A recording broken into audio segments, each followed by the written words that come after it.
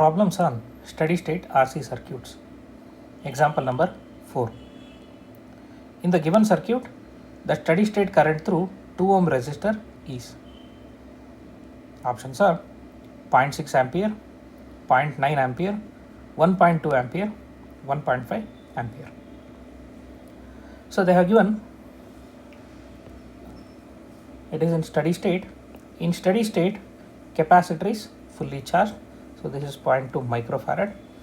So in this part of the circuit where capacitor is there, so in this part there will be no current. There will be no current. So effective resistance will be 2 ohm, 3 ohm are in parallel. Effective is in series with 2.8. So this part of the circuit can be disconnected. We need to calculate current through 2 ohm resistor. So first calculate effective resistance. So Rp is equal to 2 into 3 divided by 2 plus 3. So that is 6 divided by 5, that is 1.2 ohm. So these two put together can be replaced by 1.2 ohm. Now the circuit reduces to, this is 6 volt, here is 2.8 and here is 1.2.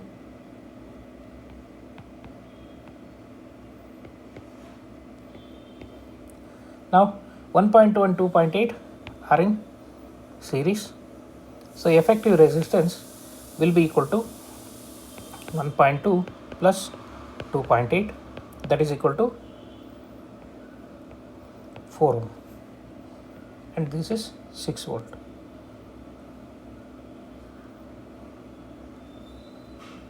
Right? So if I is the current drawn from it, so current flows only in this circuit. There is no current in this part of the circuit. This we have removed. Capacitor branch we have removed. So current in the circuit is 6 volt divided by 4 ohm, that is 1.5 ampere. So how much it is? 1.5 ampere. Now this 1.5 ampere flows across this parallel combination. So voltage across parallel combination should be equal to I into Rp, that is 1.5 into Rp is 1.2. So that will become 1.8 volt. So voltage across parallel combination is 1.8 volt. Now current through 2 ohm resistor should be voltage across parallel combination divided by 2 ohm. Correct?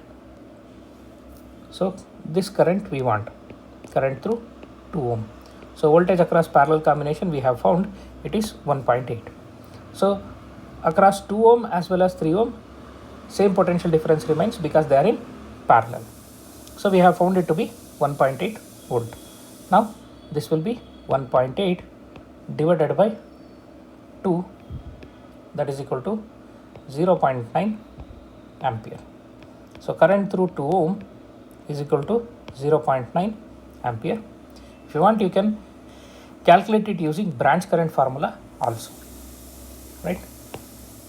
So that is option B.